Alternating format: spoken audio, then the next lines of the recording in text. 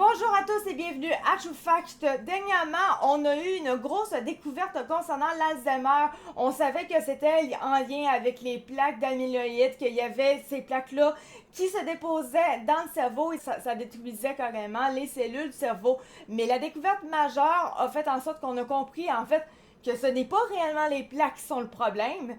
Et maintenant, grâce à cette découverte-là, eh bien, on va pouvoir se concentrer à trouver des médicaments pour éviter cette maladie-là, plutôt que de seulement ralentir les symptômes de la maladie. C'est vraiment majeur et c'est la raison pour laquelle j'ai décidé de vous en faire une vidéo. Ça vient de France Info, mais si vous allez sur Internet, vous allez retrouver cette information-là un petit peu partout sur Internet parce que c'est vraiment quand même quelque chose de gros. Ça a été écrit par Yann Rousseau pour cet article-là. Et comme c'est écrit dans le titre, leur découverte va peut-être permettre de créer des médicaments pour prévenir la maladie plutôt que d'essayer de ralentir ses symptômes.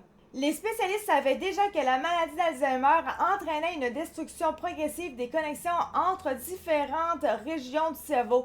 Ils savaient aussi que la destruction de ces connexions était provoquée par une accumulation anormale d'une protéine toxique dans le cerveau des patients.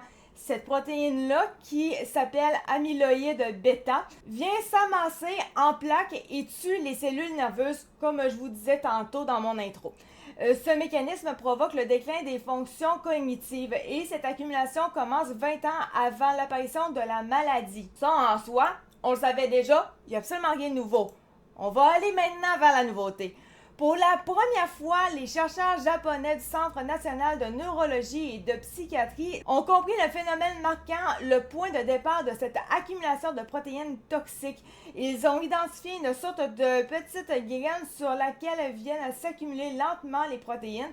Ils ont baptisé ce germe le Peak 1 amyloïde bêta. Si on s'en va vers alzheimercnews.fr, on a vraiment la description. Ce petit germe nommé Peak 1 amyloïde bêta apparaît dans plusieurs régions du cerveau et attire des protéines toxiques comme des aimants, ce qui accélère la destruction des connexions cérébrales et donc le déclin des capacités cognitives. Initialement, les scientifiques savaient seulement que la maladie d'Alzheimer était provoquée par une accumulation de protéines toxiques sans savoir ce qui les attirait. Maintenant, on est au courant. C'est la protéine Peak 1 amyloïde bêta. On revient maintenant sur franceinfo.fr où est-ce qu'on était tantôt. Pour remonter à l'origine de la maladie, les chercheurs ont travaillé avec des souris, comme bien souvent. Elles ont été modifiées génétiquement pour produire plus de protéines toxiques dans leur cerveau. Pourtant, toutes n'ont pas souffert d'une accumulation anormale de ces protéines et toutes n'ont pas développé une maladie cognitive. Donc, ils ont pris des souris, ils ont toutes fait en sorte qu'il y ait des protéines toxiques. Bizarrement, eh bien, elles n'ont pas toutes développé l'Alzheimer. Et là, on va comprendre pourquoi.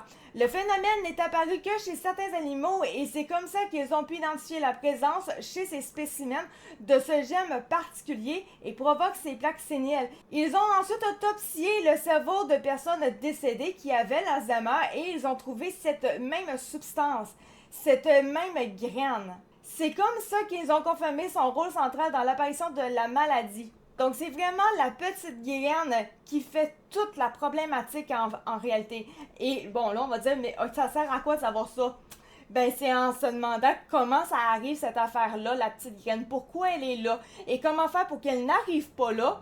C'est ça qui va faire que, ben, on va pouvoir faire en sorte de créer des médicaments pour stopper cette graine-là. Comme ça dit, le changement ne va pas être immédiat pour les maladies, mais cette découverte va permettre aux scientifiques et aux laboratoires de travailler sur de nouveaux traitements.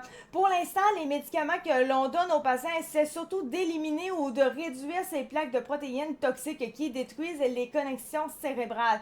Maintenant, les chercheurs vont pouvoir se demander comment bloquer l'apparition du germe, donc la petite graine en question, et comment empêcher ainsi l'accumulation de ces plaques séniles. Et si on explique qu'au Japon, l'enjeu est vraiment énorme parce qu'eux autres, il y a énormément de personnes qui sont vieillissantes et donc on estime qu'il y a près de 5 millions de personnes qui vivent déjà cette forme de démence-là. C'est pour ça quand même qu'ils travaillent fort là-dessus pour essayer d'éviter ce genre de choses-là parce que c'est quand même pas plaisant. Donc voilà pour ce qui est de cette vidéo-là. J'espère que vous l'avez appréciée. Je fais beaucoup de politique, oui, mais j'aime ça aussi faire de la science. C'est quand même plaisant.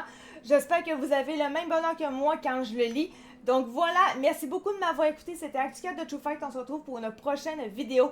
Merci, ciao, bye!